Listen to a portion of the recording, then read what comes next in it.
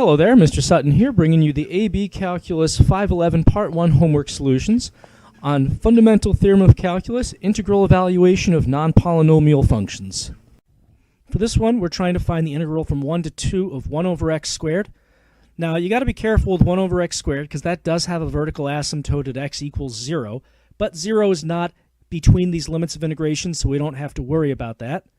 So we're just going to use negative exponents here. I can write this as x to the negative 2. And now using my reverse power rule to take the antiderivative, this bumps up to a negative 1. Dividing by that, we've got negative x to the negative 1 from 1 to 2. And plug in our numbers. If I plug in 2 here, this is going to become just essentially negative 1/2. If I plug in 1, I've got negative 1 over 1, or just negative 1. But I'm subtracting that, so it's minus that negative 1. So I've got negative 1/2 plus 1, which comes out to positive 1/2, giving me answer choice C. For this calculator-based problem, we're given this f function defined using an integral, and they want the average rate of change of f over the interval from 0 to 3.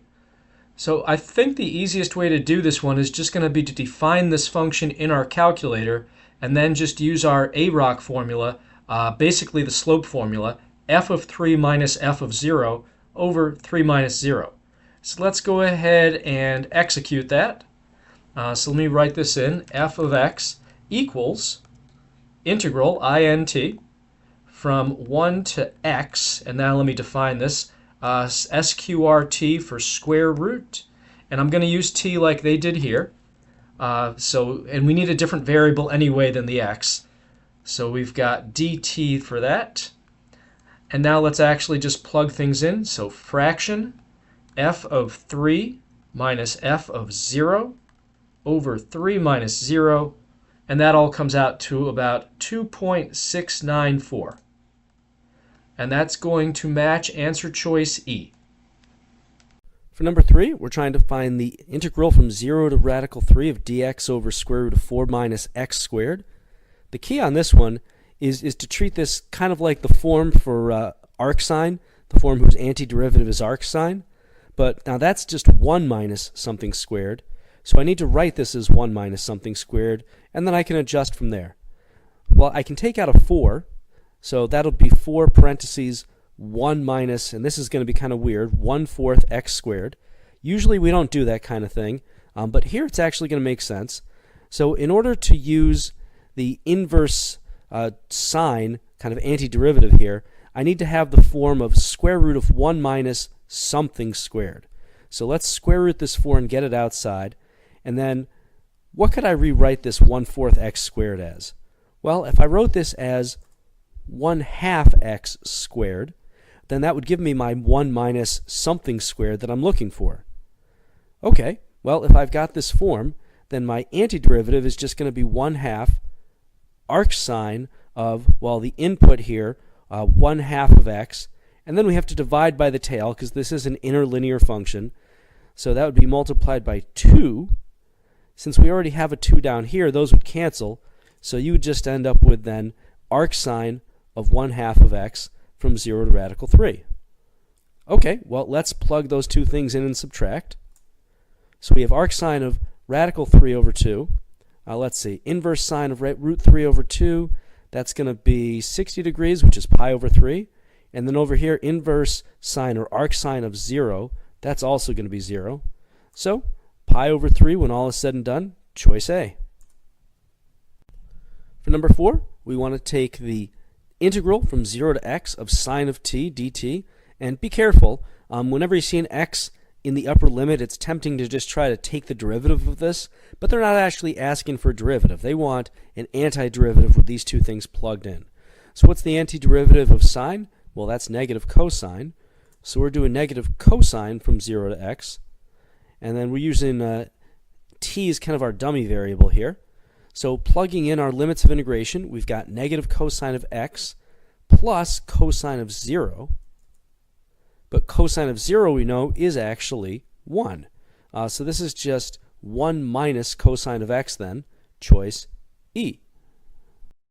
For this calculator-based problem, they're telling us that the sine of 1 over x squared plus 1 is an antiderivative of f of x. Based off of that, they want the integral of f of x from 1 to 2. Well, if I were just doing this normally, I would just figure out the antiderivative of f of x, plug 1 and 2 into that, and subtract them. Well, they told us the antiderivative. It's this expression here. So I'm going to just call that f of x, and I'm going to enter that in my calculator in a minute. And then I just need to do, to actually find this, I just need to do big F of 2 minus big F of 1. So let's see what that comes out to. So on Desmos, let me enter in my f function, my big F function. Capital letters are treated differently in Desmos, so that's going to equal, let's see here, sine, parentheses, fraction, 1 over x squared plus 1, close parentheses. And now I just need to do, what did I say, f of 2 minus f of 1. So big F of 2 minus big F of 1, and that comes out to about negative 0.281. And that is going to match answer choice A. On this one, we want the integral from 0 to 1 of this exponential function. So let me start with my antiderivative. This is going to be e to the negative 4x divided by the tail of this interlinear function. So we're multiplying by negative 1/4 or dividing by negative 4. So, like so. And we're going from 0 to 1 on this. So we have all this craziness with 1 plugged in, minus all this stuff with 0 plugged in. This was a no calculator question, so we need to evaluate this a little bit further.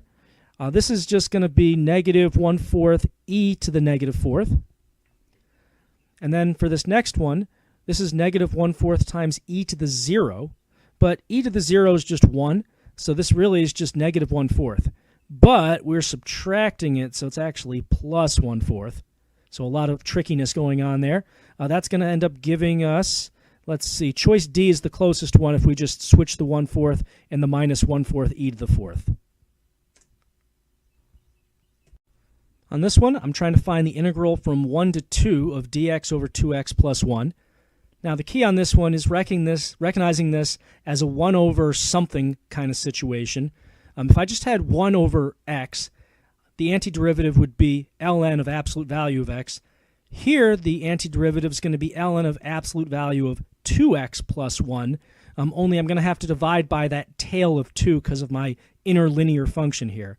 So my antiderivative then I can write as 1/2 ln absolute value of 2x plus 1, evaluated from 1 to 2. So I've got, let's see, I'm going to pull this 1/2 out as a constant that's getting distributed here. So I've got 1/2 times ln of 2 times 2 plus 1 in absolute value minus ln of 2 times 1 plus 1. Cleaning this up a little bit, I've got 1/2 times ln of 5 minus ln of 3. And is that one of my answer choices? It is, choice E. For this problem, I'm trying to find integral from 0 to pi over 4 of sine of x. Let me start with my antiderivative, which is negative cosine of x. Evaluating that now from 0 to pi over 4, I've got negative cosine of pi over 4 and minus negative cosine of 0, so plus cosine of 0. And it looks like I simplified these to get a multiple choice answer. So let's see, this would be negative radical 2 over 2 plus 1. And that's going to match answer choice D. For this one, we're trying to find the integral from 0 to 5 of this radical expression. So unfortunately, this is not a calculator question, so we're going to have to do it the old-fashioned way. I'm going to start by trying to simplify this integrand into something that's a little bit easier to integrate. So I'll start by changing the stuff inside this square root. I'm going to divide both of these by 5. So this is going to be 1 minus 1/5 x, or x over 5. And now this is actually the 1/2 power I'm going to rewrite this as, since it's just square root. Let me go ahead now and take the antiderivative of this. So this is a little bit tricky because we have a function inside this 1/2 power function, but I'm essentially going to treat this as a something to the 1/2.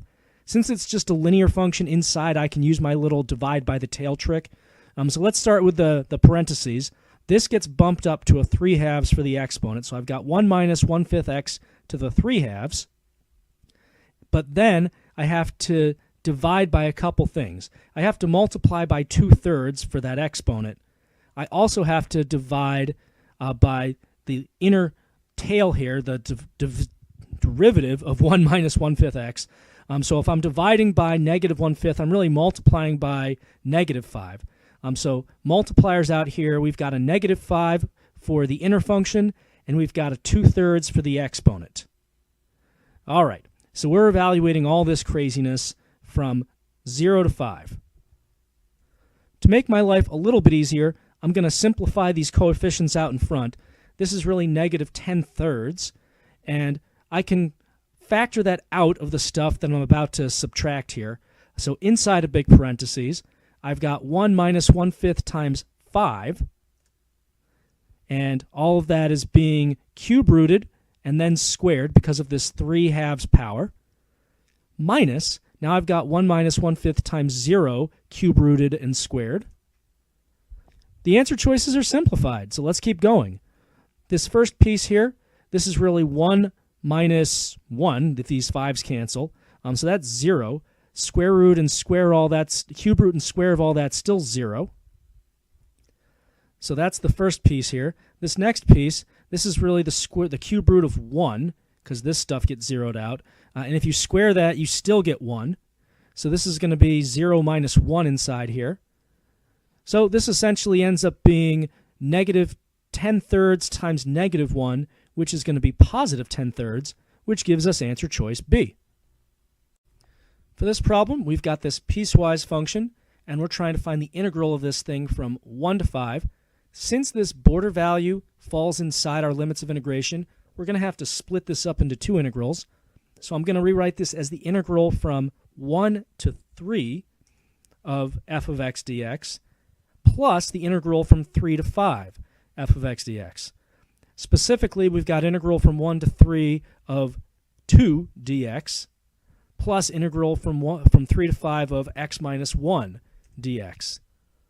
Let's go ahead and take the antiderivatives now. So this is going to be just 2x evaluated from 1 to 3, plus there's going to be, let's see, this is going to be 1/2 x squared minus x evaluated from 3 to 5. And we keep going.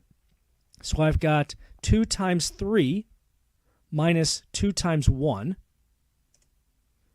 And then over here, I've got all this stuff with 5 plugged in, minus all this stuff with 3 plugged in. The answer choices are all simplified, so we have to keep going. So this is 6 minus 2. And then this stuff here, let's see, this is half of 25, which is going to be 12.5. Minus 5 is going to be 7.5. And then over here, this is half of 9. So 4.5 minus 3 is going to be 1.5 that we're subtracting. So let's see here. 7.5 minus 1.5, that's going to be 6.